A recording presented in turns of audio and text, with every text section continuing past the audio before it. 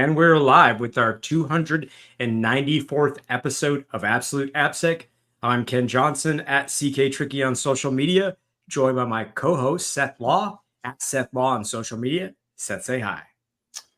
Hey everyone, welcome back to another episode. I'm excited to be back to our regularly scheduled programming after a week in Las Vegas doing all of the things. We're going to get into that shortly.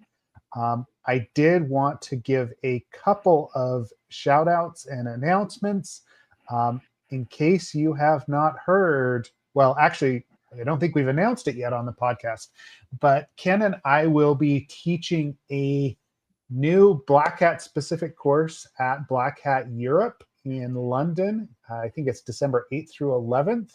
That is going to be a combination of practical secure code review and harnessing LLMs for application security. So this will be a 4-day course focused on integrating LLMs into application security, specifically how to go about analyzing source code, utilizing those results to do dynamic analysis, doing threat modeling, but realistically a very hands-on practical course about application security in general.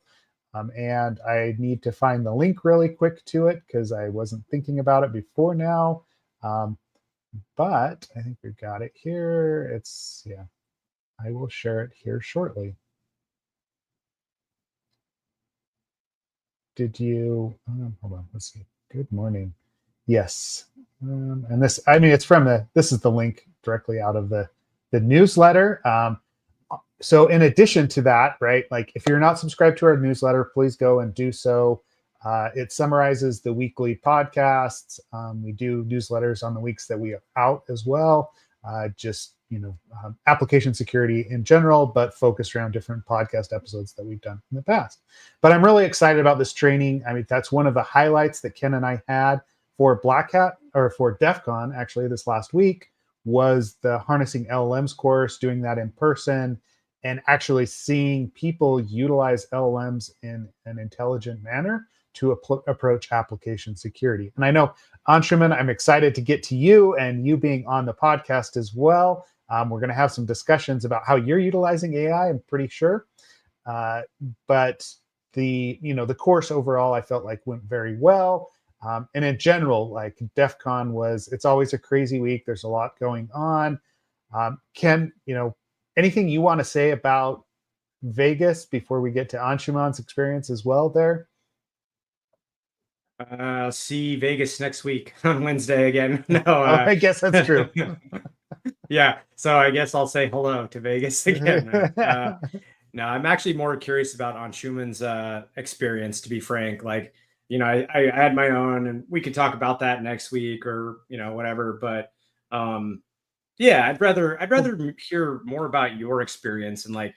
Okay. Let's start with what days was he there? Anshuman, sorry, what days were you there? Yeah. Well, let's welcome him to the podcast. Oh yeah, it's welcome. Yeah, welcome. We just went right in, Anshuman. Like, you're another co-host. Like, it's just great to have you on. Welcome to the podcast, Anshuman Bhartiya. And you were in Vegas last week, right? Like, we were talking about that pre-show. What was your experience? How long did you spend there, and what did you get up to?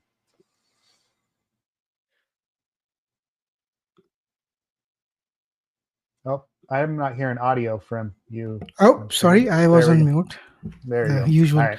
No, I just mentioned happy to be here. I'm super honored. I've been following both you and Ken for some time. So, it's always good to have like-minded conversations with people. As far as my Vegas trip, I was there the entire week, August 4th till 9th. I originally went to sort of meet a bunch of people who were attending Black Hat specifically.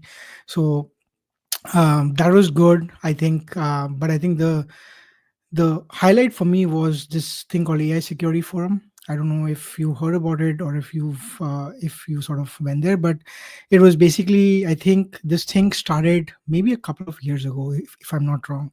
And I think, so now they have expanded. Now it's happening in London and Paris as well, I believe. And it was a whole day kind of a thingy. where there were AI specific presentations. There was, Anthropic's CISO Jason Clinton there. There were folks from Dreadnought.io, the platform for offensive security. And there were a bunch of very interesting workshops as well. So that was, the highlight for me, just because, AI and sort of AI for security and security for AI are sort of themes that I continue to be very interested in, and that an entire day, focused on those particular topics was very interesting to me. And then outside of that, I met you, Seth, and Ken for the first time, and I had a bunch of other meetings as well. So overall, I think it was a good experience, where it was good to know that people have started to take this whole AI for security and security for AI really seriously, and now the companies and people just kind of working on their projects. So yeah. How did you feel about, like, did you see a difference this year versus last year in terms of just overall? Because like I'll just say it. I saw a lot of skepticism the previous year. Are you still feeling the same level of skepticism? Are you seeing anything different? Are you seeing more interesting challenges, or interesting solutions to Yeah. challenges? I meant. Yeah, no, I think, this year, especially going in, I think Google's project Big Sleep or Big Sleep, I don't remember the name, but they, I think, released that they found a bunch of 0 days using LLMs. And I think there were a bunch of other announcements along the same lines, where, we are finally starting to see LLMs actually being helpful in finding security vulnerabilities, right? So I think, those kind of sort of announcements definitely helped take away some of that skepticism. But my general observation was that, yes, I think it's okay to be skeptical, but I think there are ways to sort of actually find real value in this technology. And I think people have started to recognize that. And there's good and bad, right? Like there were also researchers who gave presentations about how to hack these agents, and how vulnerable and how easy it is to sort of exfiltrate mass information, right, at scale. So yes, I think there is good and bad, but I think, I think people who were generally skeptical before, I think they've started to change the stance, at least from my conversations, where if they aren't able to um, sort of use AI in their professional lives, at least they've started to use AI in their personal lives. And I think this technology, at least from my personal experiences, you have to play with it to know where it fails and where it works, right? And unless until you do that, you're always going to be just kind of believing what others say or feel. I guess that's true of most tech, right? Yeah. Yeah. You also brought up I a good point of. Oh, I'm sorry. Go ahead. No, I was going to say, like, Anshuman, you brought up a good point about kind of how, like, the analysis of LLMs, especially in the security space, has splintered a little bit, right? Like last year, it was just kind of like, how are we using this? How do we break it, right? But there is very definite kind of silos that have popped up. It's like defending AI, right? Number one, attacking AI, like offensive red teaming engagements, and then utilization of AI. Yeah. So how do you utilize the LLMs? I mean, obviously, Ken and I have focused in, I think, a lot more on the utilization aspect than necessarily attack or defense, but those are still important. So Like that's what I was gonna say, Seth. I was like, I spend so much time making things usable and working with these systems and whatnot. They're like, I'm not gonna lie, like the idea of just taking the gloves off and attacking instead of using them to defend sounds so much fun, and like such a nice change of pace than trying to make yeah, things that are like secure and work well and functional and all that. Like it just sounds so interesting right now, because especially when you dig under the covers, you realize like there is a pretty significant attack surface, and there's a lot of things and a lot of ways that it can go wrong, for Yeah. fun. For fun. Like Yeah. either for meaning like it can be very fun. There are obviously real ramifications, but there's also like a lot of fun that you can have, a lot of mischief, I guess, is what I'm trying to say. yeah. Yeah. Well, and that's I mean, I guess I get more of that on the third party side, because we are looking at a lot of applications that have now AI. They're AI backed in certain locations. They have like different ways to interact with LLMs, and so prompt injection is a real thing, right? Like we've got a whole playlist now of these are payloads that we try out. These are the, this is the way that we go about assessing AI security as opposed to like we're utilizing it. But I still think like personally, that stuff's fun, but I get more excited about the use cases, right? Like how we actually utilize it, because I Mhm. see a lot more kind of improvement there in my day to day that I don't necessarily see just attacking it, right? Like it's one more target, like attacking another target. I've been in the space and I'm too nihilistic, I guess, for too long, right? It's just one more technology to actually go after, and there's nuances to it, right? Mhm. But the use cases are great there. I'm interested though, the AI security forum that you went to, Anshuman, like Mhm. what were the Mhm. focuses there? Like I kind of looked over it. I Mhm. couldn't make it happen that day, so I'm interested on your takeaways Yeah. from the Claude guys from Anthropic and what they actually reviewed. Like what were your takeaways there? Yeah, no, it was pretty fascinating. So I think the conference started off by just kind of giving the state of the art of where we are in terms of security for AI and AI for security, and then Mm-hmm. soon after that, I think Jason Clinton from Anthropic, their CISO, he kind of came on stage and he kind of it was a Chatham rules based kind of thing, right? So I don't know how much I'm supposed to disclose, but at a high level, the presentation was about how difficult it is for these frontier companies like OpenAI, Anthropic to be able to release these models with some safety ratings. So when I think Sonnet 4 came out, I think the safety rating was ASL 3 or something along the lines, right? And I think he just kind of explained how difficult it was to sort of do this release in a way that kind of aligns with people who are trying to bring regulations, people who are actually interested in seeing this technology improve, and people who are also skeptical in the same company, right? And how do you sort of overcome those challenges, obstacles? How do you get the stakeholders alignment, all of those things, right? So I think it was pretty interesting to learn the other side of things, how these frontier model companies decide which model to release, how, when, all of those things. And then after that, there were different workshops. There was one workshop that I attended. This was by the folks at Dreadnought.io. They are basically building an offensive security platform for agents, where if you want to build an agent to, let's say, find MCP vulnerabilities, you can essentially use their underlying orchestrator platform to host your agents. So you don't have to worry about building that platform yourself. So I found that very fascinating. Um, and they had a workshop where they came up with a bunch of examples and whatnot. So I think when I saw those kind of workshops and presentations, I'm like, people are actually really exploring the cutting edge of what is possible and what is not.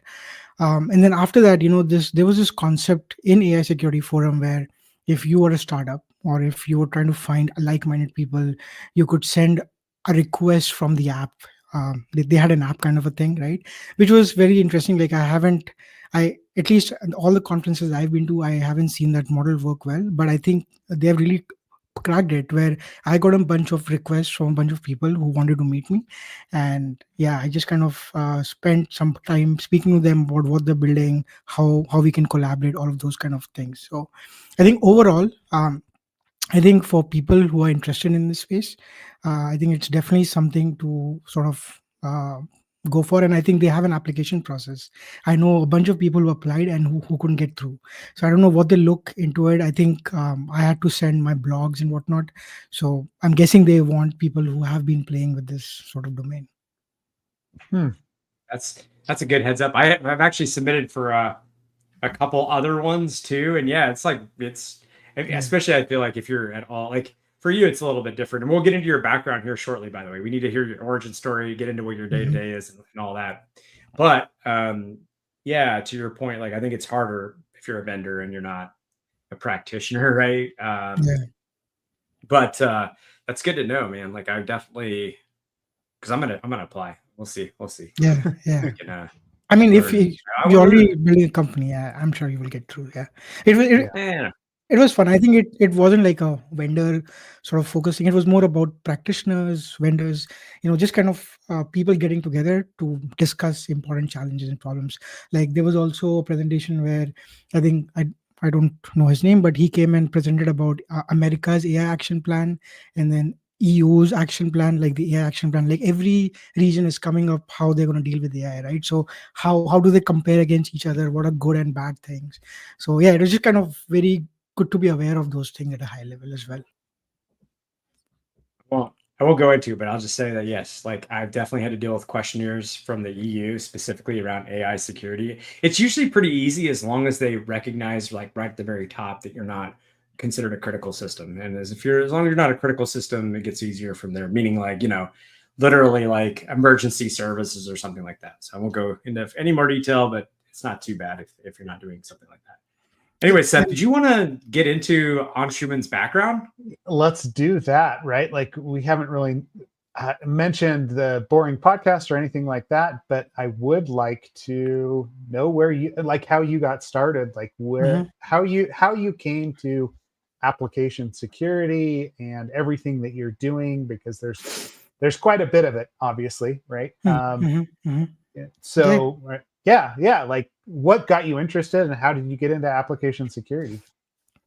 Yeah, and I think before I sort of start with my background, I think one other thing about my biggest trip that I want to plug in is the AICC, the DARPA Cyber Challenge. I think that is something that I don't know a lot of people are maybe aware of, but I have honestly been sort of very interested in the fact that they've open sourced all of their code. So at a high level, there were I think 4 or 5 different teams that had been competing for the past couple of years in order to build this CRS systems, cyber reasoning systems, where they were supposed to find vulnerabilities in open source software, and they were actually able to issue a PR to fix them as well.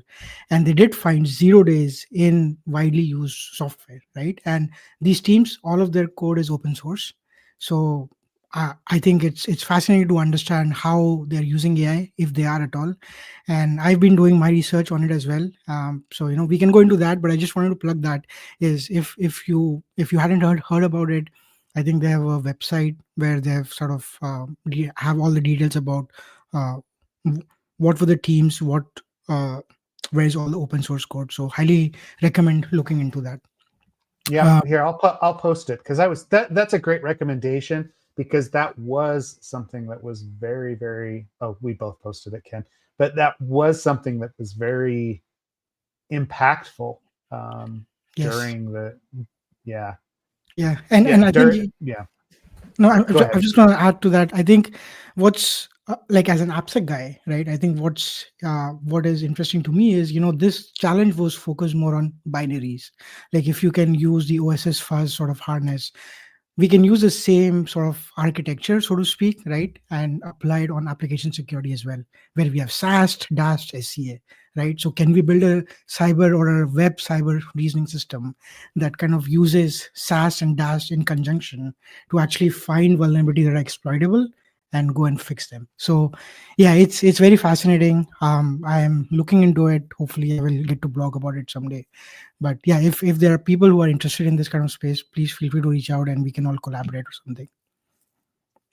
Yeah, I just say I love these kinds of challenges just for like proving usability and functionality. It's like I gotta say, it's personally very vindicating to watch Expo and the Trail of Bits and the other teams from that challenge like just show what's actually possible. It's really, really nice. I don't know. I have to say that because again, I heard so much skepticism, so much like this won't work, you can't do this, like it's not probabilistic, and anyway, so I just got to say out loud, it's really nice to watch all this like all these teams have success, and and I think DARPA must have spent what $20 million or something on this, and all the code is free. Like they've literally given everything for free, and these teams have won $1 million. I think the first team won 4 million or something like that. So this is real stuff. This is no longer hypothetical stuff. Like we are actually finding vulnerabilities, we are fixing stuff, and all of it is getting automated, right? So yeah. Anyways, well, and I know I mean, and that's okay. So we're going to get to origin story, but to that point, right? Like I love that it's open source, right? I love that you can go in and actually see how they operationalized, like what they were using. Like you had teams that were dependent very heavily on LLMs, and then you had teams that were not, right? Mm-hmm. Like you had Mm-hmm. teams that did basically the old the old way, right? Like they're using kind of AI, but it's pattern based. It's not the LLMs that we're seeing, or generative AI that we're seeing nowadays. So all of the techniques are in there, and I've spent a little bit of time already into some of those code bases just to see how they operationalize and how they move from one stage to another, because it's fascinating. Mm-hmm. Ken and Mm-hmm. I have been saying for a while that the trick isn't necessarily writing a prompt to get an AI to do something. It's how do you get that AI to do it over and over, operationalize it, make sure that it's doing the same thing properly. And I mean, we were talking about this for 2 days, right?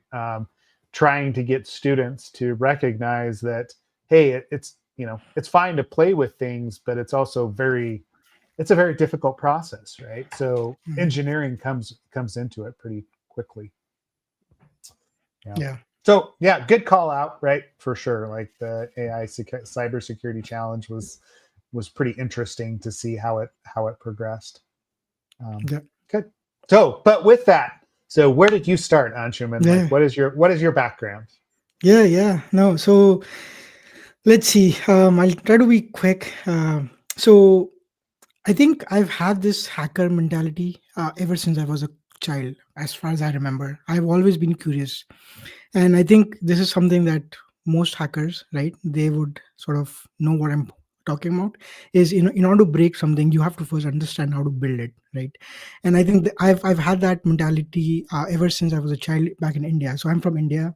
I came to the US in 2008 to pursue my master's in computer science.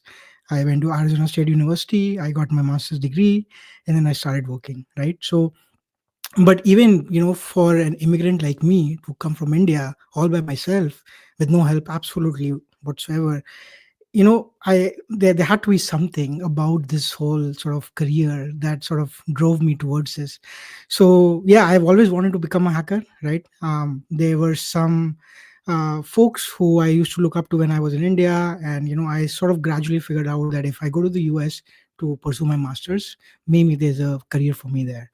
And I think India was still kind of a few years behind America in terms of hacking and like all of these technologies, right? So that's really where my story started. And when I went to school at ASU, I did my sort of master's in computer science with information assurance as my concentration. What that meant was I took a bunch of software security courses, Mm-hmm. cryptography, software security, software verification. So I would say my background is very much from academics, right? Where I kind of studied the basics of software engineering, sort of, all of those things. And then this and I Wait, graduated can in. I if Yes. I pause real quick? Sorry, because I Yeah, yeah. just want to make sure I understand this. Okay, so you came you you came over for your master's degree in computer science. Hmm. Was the was the curriculum, like, did you seek out the software security curriculum, or was that part of the master's? Or like, meaning, I guess, did you know going into the master's program that you wanted to chase software security, or did this sort of just come into play as part of the Yeah. curriculum and then pique your interest? Yeah, no, I think that's a great question. So even before that, some context is when immigrants or when especially people from India come to the US, they have to give certain examinations. There's one thing called GRE. I don't know if it's still a thing, but GRE is basically an exam there that you get rated on mathematics, English, and I don't even remember. Anyways, so I think when you get the GRE score, you're supposed to apply to universities, right? I'd applied to I want to say about eight or so. I got seven rejections one after the other, and then the final the sort of acceptance came from ASU, and that was also from a different campus they had, and that was not even computer science. That was more like computer information systems, right? So I really didn't have a choice. I'm like, I want to go, and I don't know what I will be doing, but I'm just glad to be going to the US to pursue my masters, right? So when I first came here, there was no sort of like I wasn't even looking at the curriculum. I wasn't even interested. I just wanted to come here and see what this country is all about, right? And then Nice. as as I came here, I started sort of making friends, learning more about the university culture. And then I realized the main campus at ASU actually has a software security focus sort of thing where you can take software security courses. So after a year of spending in the other campus, in the Polytechnic campus, I got my degree transferred to the main campus, and then I started taking core software security courses.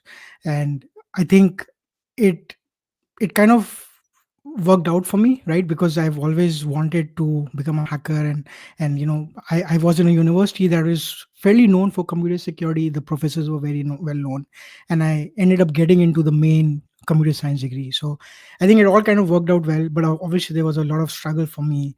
I think this is also Yeah. something that you guys might not be aware of, but in India, this is way back, like 2004ish, right? In India, back in the day when you used to go to school for undergraduate engineering. So I have an undergraduate degree in computer science from India for 4 years. But when I came here, I didn't know how to write a single piece of code. And Oh this is wow. not just me. There are so many people like me who come to the US without having a degree, but they still don't know how to write code. And this is unfortunately the state of education, at least it used to be back in India, where all the degrees were very theoretical. Like I didn't really build anything back in India, so I really didn't know, right, what does code look like and how do I actually build stuff. So for me, coming to the US for my masters and dealing with assignments that were very complex, I like first year was really bad for me, as an immigrant, as a student in a new place, new Well, people, new actually, culture. how was language? Like how was how was I can't talk today. How was your like how was the language barrier today versus like Hmm. back then? I assume you've had practice, right? I mean, almost 20 Yeah, years. So I would say so. Most of my education back in India, English was a primary language, or a teacher, okay, our okay. schools or classes. But still, I think there's that fluency aspect, right? Like I think I'm a lot more fluent now as I used to be. And then there was also this, thing where before I used to speak something, I used to first convert it into Hindi, which is a native language, and then I used to convert that Hindi into English, which is what how most foreign languages kind of work, right? Like Yeah. you first try to understand in your own native language, and then you convert it into English, and then you speak out. So I think that was it took. I mean, I've been here since 17 years now, so obviously that has changed a lot. That has evolved a lot. I'm kind of more fluent now, but yes, that was a challenge, man. Like especially in order to just make friends, right? Yeah. Being able to comfortably carry a conversation, it is Yeah. very challenging. Yeah.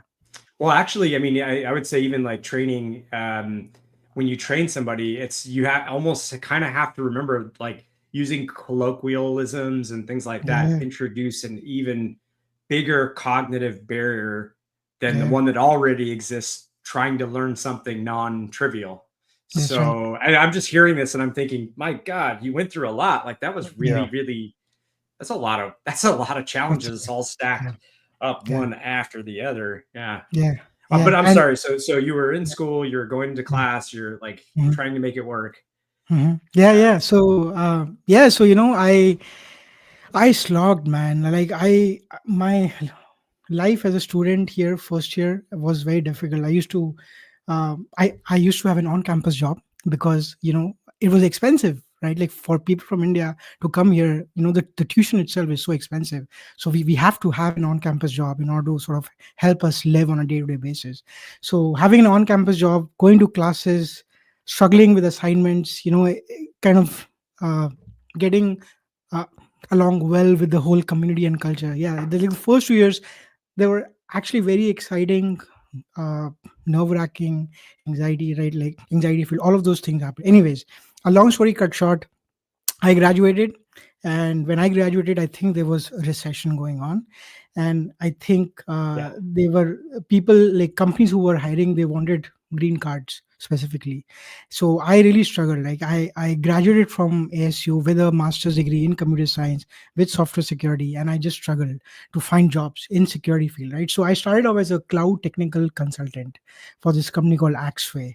And this was way when companies were transitioning from their on-prem to AWS, right? So that Mhm. was a, like, even though I wasn't working on security, just kind of learning about cloud infrastructure, AWS, S3, EC2, right? And that was very interesting to me, and I didn't really care much if it was security or not.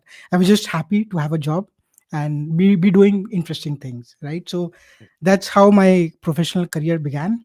And soon after that, I started, I think I spent maybe a couple of years at Axway.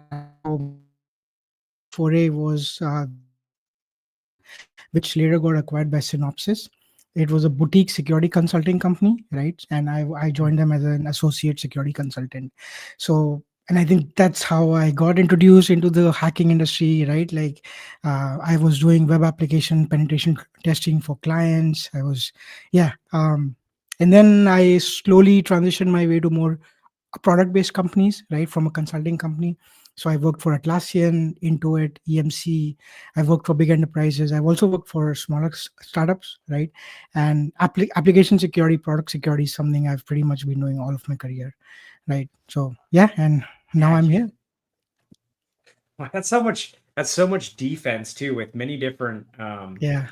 sort of like, because an enterprise is very different. So like an Intuit is going to be, Hmm. incredibly different than obviously a startup, right? That's That's it's going right. to be a Yeah. different culture. So you've kind of got like the full gamut of different types of programs that you've been a Yeah. part of. Were you always a part of the software security side, or did you ever dabble in I don't know, how sometimes people want us to be like players in a little bit of another space. Like I know I've Generalist. done like some network stuff and yeah, Yeah. some I've done Yeah. Yeah. VoIP hacking and stuff like that. Yeah. Yeah, so when you work for early stage startups, you have to wear multiple hats. So at a few startups, I was doing cloud security. I did incident response for EMC, where if you ever dealt with an EMC product, and if you found a vulnerability, and if you emailed EMC about it, I was a person on the other side dealing with it. So I have sort of seen both, the defensive and the offensive side. I was also very active in the bug bounty industry, HackerOne, Bugcrowd. I used to attend the live hacking events from HackerOne, right? Hmm. So yeah, I think I've Oh, did seen you? all kinds of domains. Yeah. Oh man, those are really. Did you ever do like the live ones in Yes. Vegas?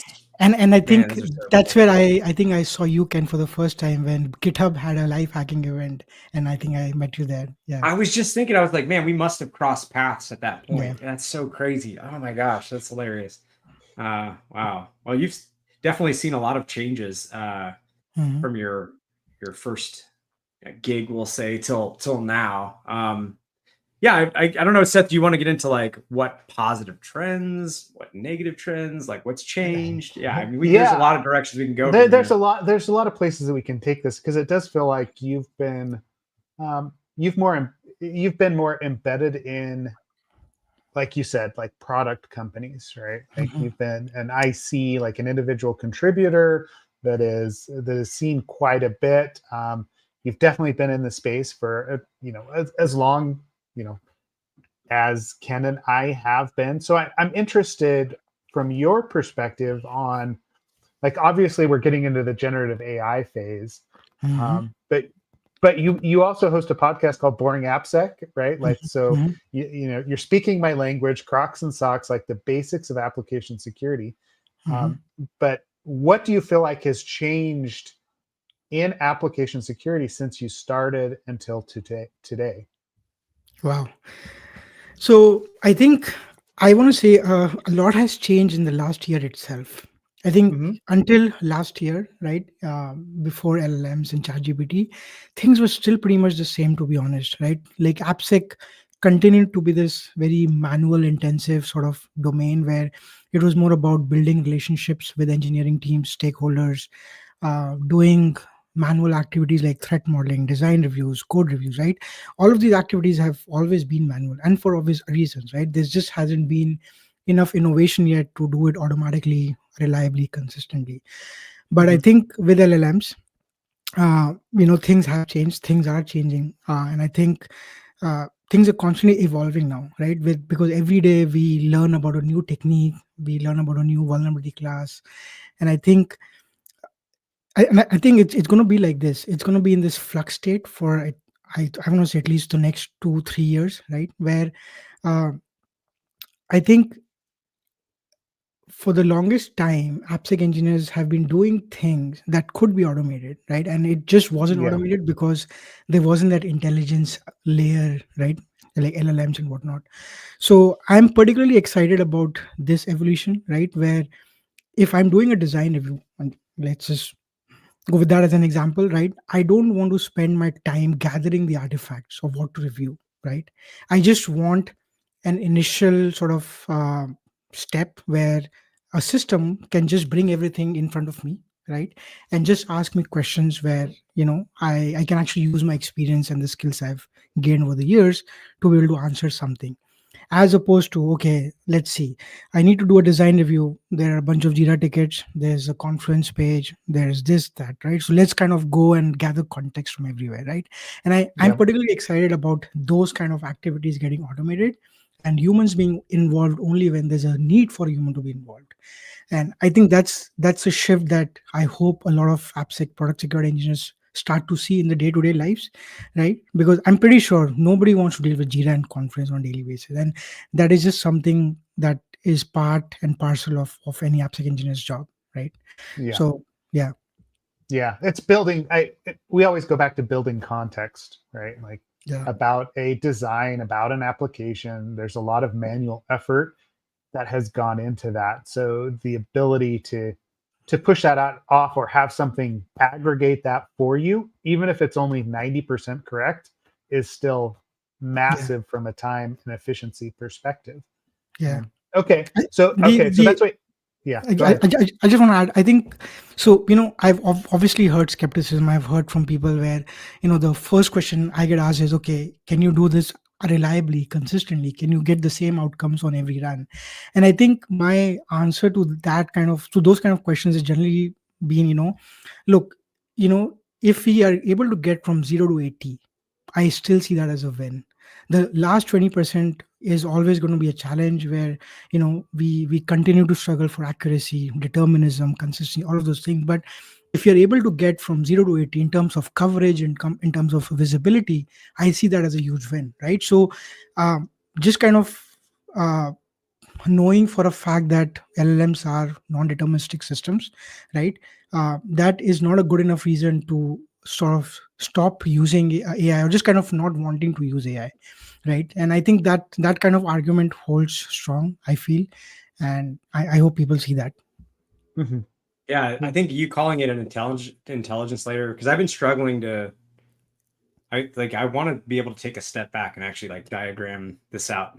But you're right. There's like there really has been this massive gap, and it exists. It's true for not just like SAST or DAST or threat modeling or whatever training, whatever you want to, whatever types of things that we do, activities that we do. It's pretty much all of them have the same problem where it's sort of like we either have some basic low hanging tooling that kind of like, even if you look at training to date, now I know there are some new players and things are changing in that space, but to date it was pretty much like, well, we know pre-canned vulnerabilities, we don't know your vulnerabilities, we can't like easily just create on the fly training that matches like your org's specific sort of code base and the challenges you face and the bug bounty reports you've gotten and things of that nature. Instead, it's sort of like, here's the static thing, and then when you want to do anything more, I'm just using training as an example, a human being then has to get involved. So there's always been in every area that we do our work, I would argue,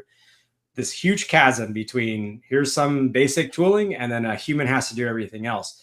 And then there's this now intelligence layer that is between that. And I would argue it's even closer to the human side of the work. And yeah, it's tough to orchestrate things. It's tough to orchestrate things where you get the same sentiment. I always tell people it's the sentiment that matters. It's not the wording. Because to your point, the wording will alter every Mm, time. If you can yeah, get the sentiment to mostly be the same each time, cool. yeah, Um, which is possible. But even still, even if that's hard for you, even if that's really, really difficult, it's like, yeah, there is an intelligence layer that starts to wrap all of this stuff together and helps us contextualize data. I mean, that's really what it is. It's just an analysis of data in mass in a way that we just couldn't, do before. And I don't know. There's just a lot of applications we're starting to see fall out of that. Yeah, there's. Yeah. Okay, But so I like the way you that's said what. that. It's smart. Yeah, intelligence. This is like what's got you excited. Okay, you've been at this for 20 some odd years too, Anshuman. What still drives you crazy about the industry? I think as an industry, we are, well, I hope this changes, but I think we have been trying to solve the wrong problem, to be honest. This problem Okay. of vulnerability management. Do people actually take a step back and think about why those vulnerabilities are introduced in the first place? What was the root cause?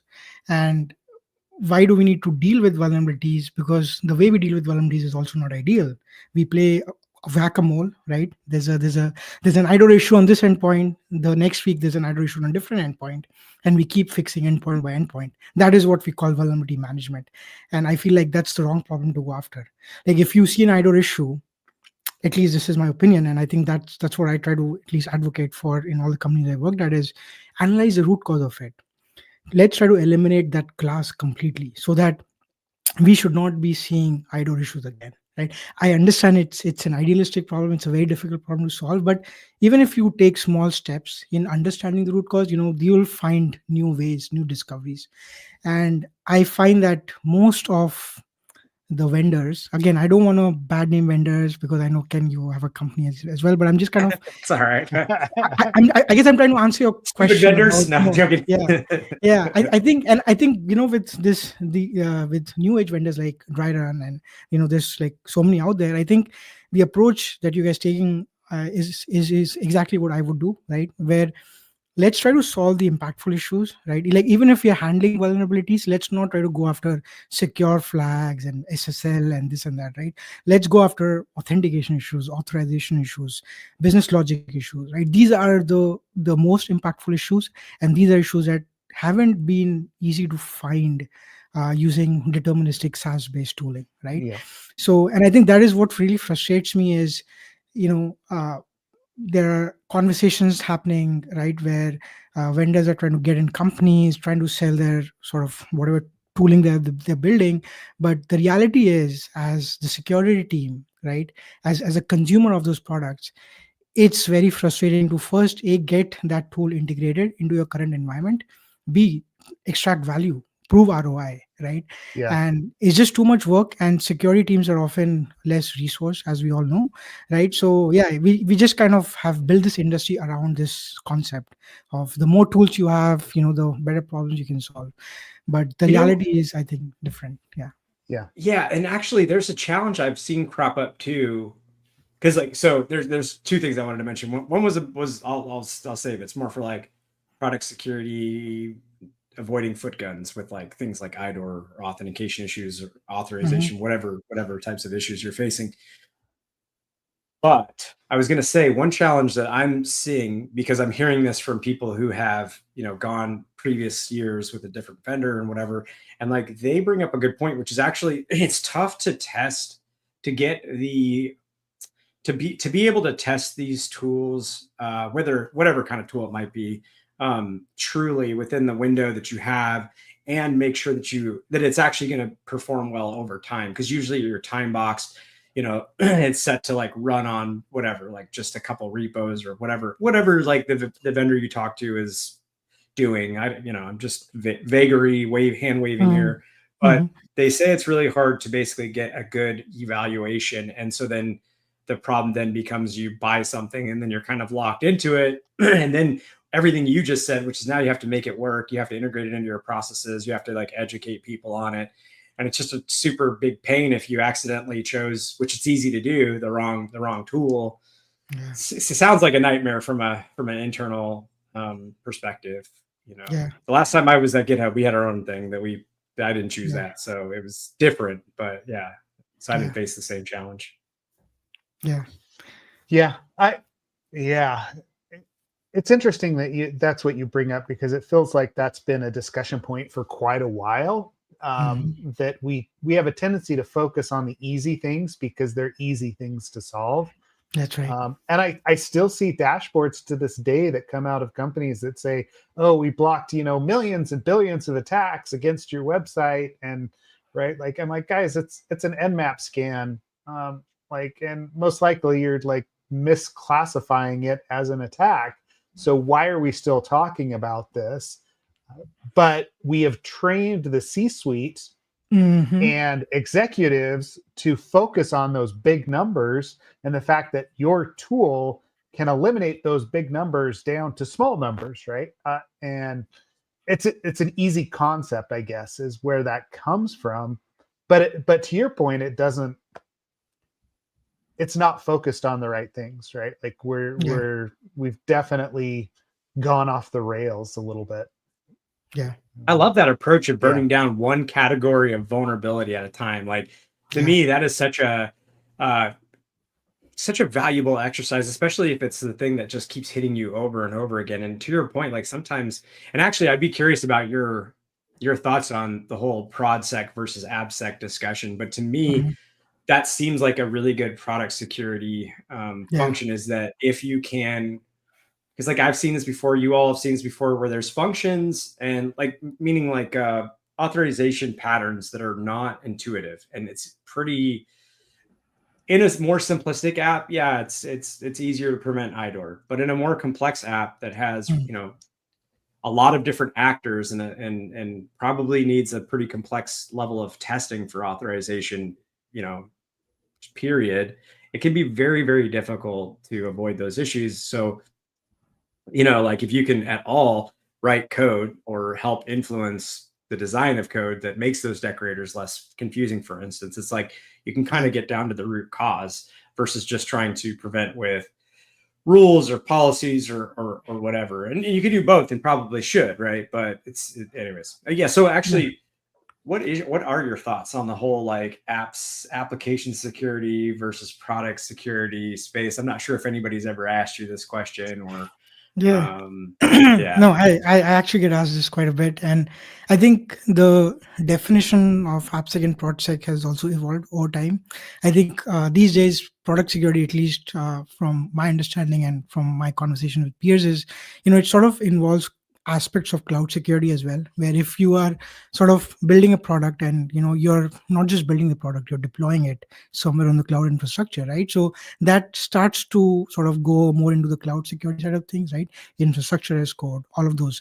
And I think uh, for a company that is building products, right, like the entire life cycle from the point where the product is ideated to the point where it's kind of designed, built, shipped, deployed, right, the entire thing would fall under product security, right? So yeah, and I've worked at different companies interpret product security in different ways, right? So at Lyft right now, AppSec is actually under product security, but there are companies Mhm. where I worked at where AppSec was different, product security was different. So I think, I at least try not to go, too technical into these terms. I think it's about um, I think it's about collaboration. Like even if you have different teams, like if there's a cloud security infrastructure, whatever it is, I think what's more important is, are you working on projects that overlap and they're actually solving real problems, as opposed to, okay, look, AppSec is only going to deal with code security, we're not going to deal with cloud. I think that's just the wrong attitude to have, and that's the wrong culture as well.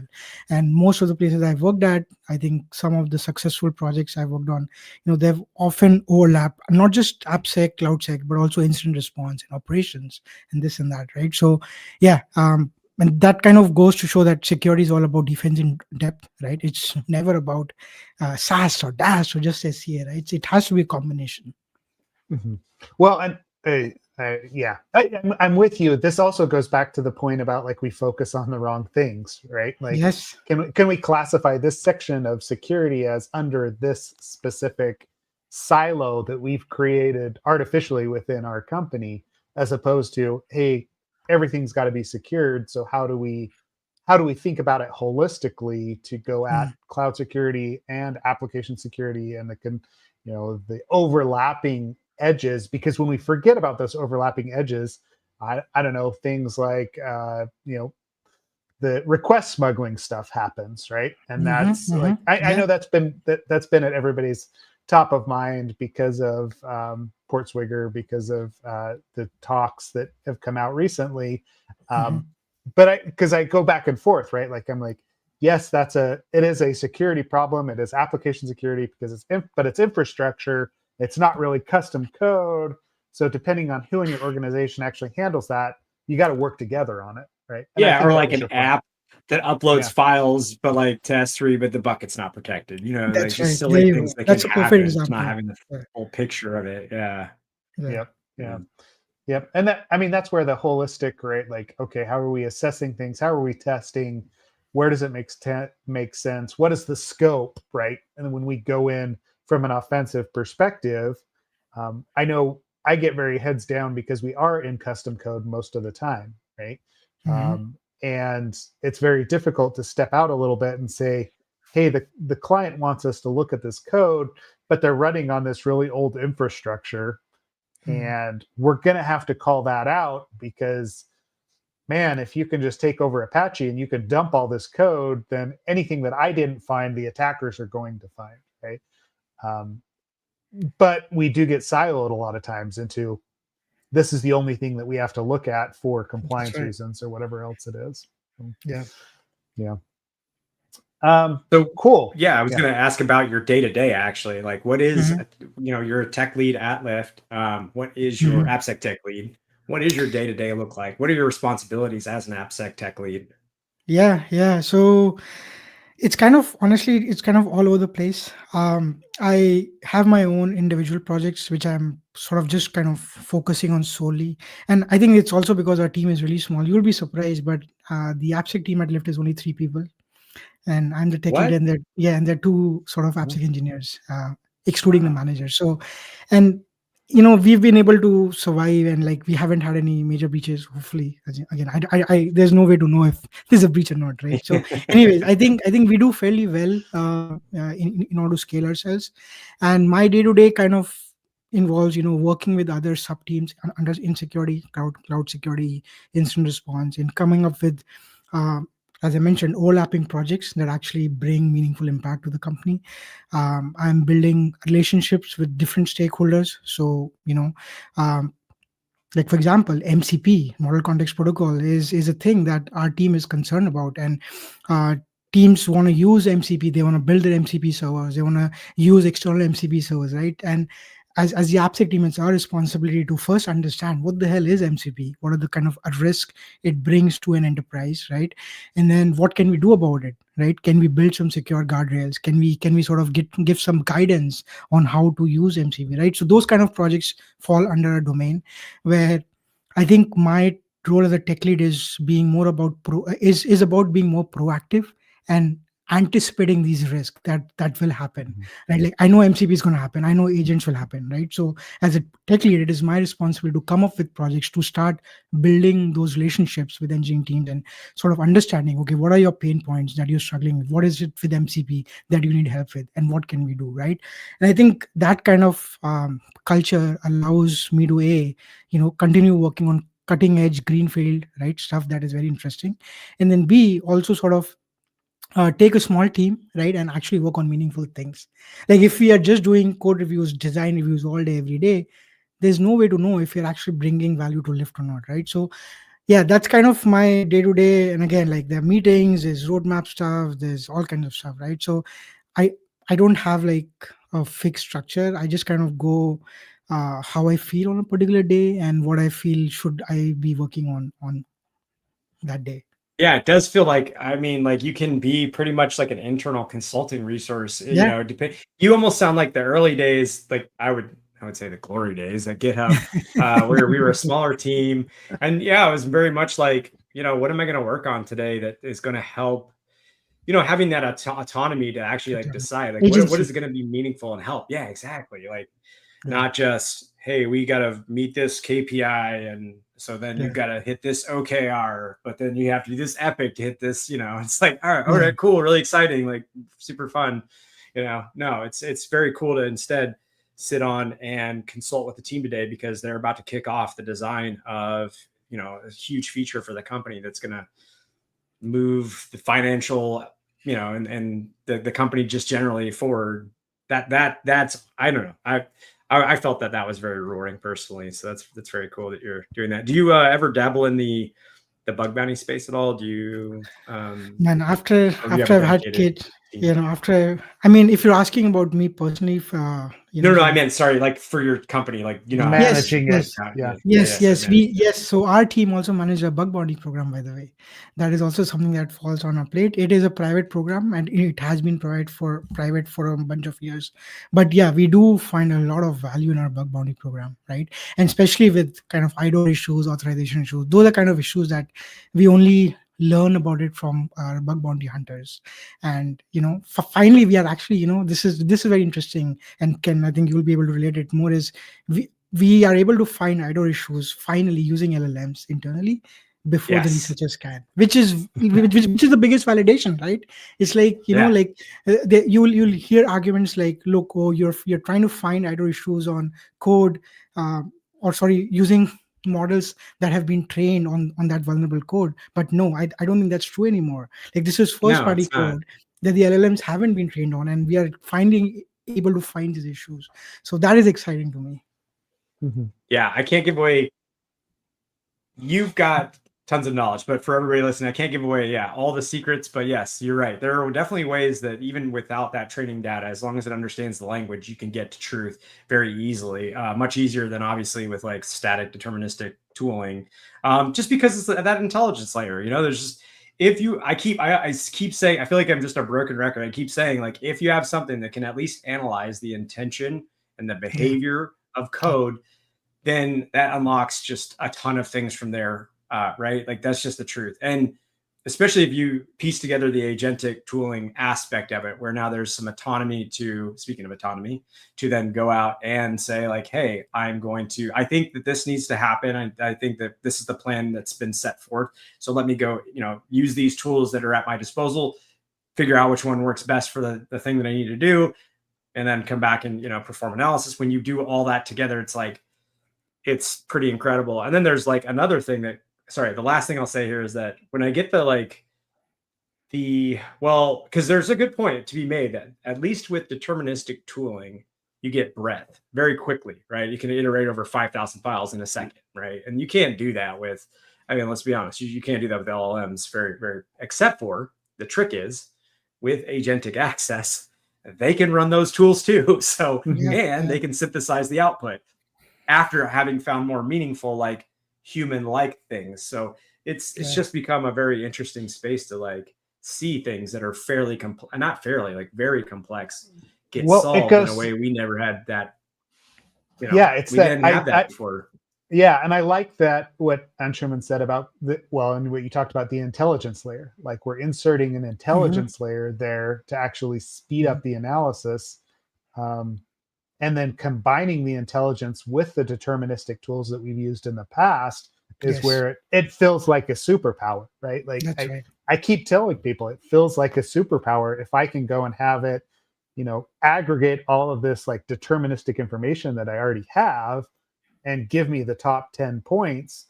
And again, if it's only 80% of the way there, that's still 80% further than I made it without, or that it's pushing me 80% of the way to completion, and making me more efficient, right? So anyway,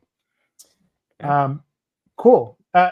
Anshuman, I do want to be cognizant of your time. We've already gone an hour. I mean, I know you host things as well, so you probably understand how it all just goes by so quickly. There's a lot more that we could talk about, but I did want to give you an opportunity to just tell us about what you're doing, where people can reach you, like how they can interact with you online or in other ways. No, absolutely. So I have a couple of websites. My main website is anshumanbhartiya.com, but I also have a personal kind of a blog where I've kind of become slightly like somewhat spiritual in the past couple of years, so I kind of share my learnings, my self-reflection. So if that is something that is of interest, I have a personal blog on like Substack, but my main website anshumanbhartiya.com, it has all my socials. I'm fairly active on LinkedIn, and AI for security and security for AI are two things that I think I'll continue working on, at least for the unforeseeable future. So if you find anything that you like in my work, or if you're interested in collaborating, I'm always up for sort of working on interesting problems. Cool. Ken, you're muted. Yeah, sorry guys. I was just doing the links and I muted myself so you wouldn't hear the clicky clacks. Yeah, sorry. Anyways, thank you so much, Anshuman, for today and for coming on the podcast. As you can tell, I'm a huge fan. And so it was, just big honor for you to be here today to share. I do feel like there's way more we could even go into. So maybe there's a part 2 that we need at some point. That sometimes happens with this hour-long format. It's hard to get into everything. But Seth, did you? Yeah, I would really like to dig in a little bit more into just like innovate, like stuff that you are doing on a day-to-day basis with generative AI. Let's do it. Obviously, like that's very interesting. Now that we've got the background, we've met in person, we know like all the things. Like that's probably the next follow-up that I would like to do. So we'll reach out as long as you have time and you're open. I have time. So, yeah, absolutely. I really enjoyed this conversation, guys. Thank you so much. Yeah. Thank you so much for coming on and giving us your time. Otherwise, Ken and I will be back next week. We'll probably talk more about, security and generative AI and all the things. We'll give a wider summary, I think, on our experience in Vegas at that time as well, now that it's settled a little bit for both of us. Anything else, Ken, before we close it out today? No, just again, Anshuman, I really just appreciate it. Thank you for coming on, and thank you for the listeners and those that view the video. I know we have many more listeners than viewers, but for those that view live, thank you to you as well. So okay, yes, all right, thanks all, and we will. We'll see y'all soon. Thanks. Bye. Thanks.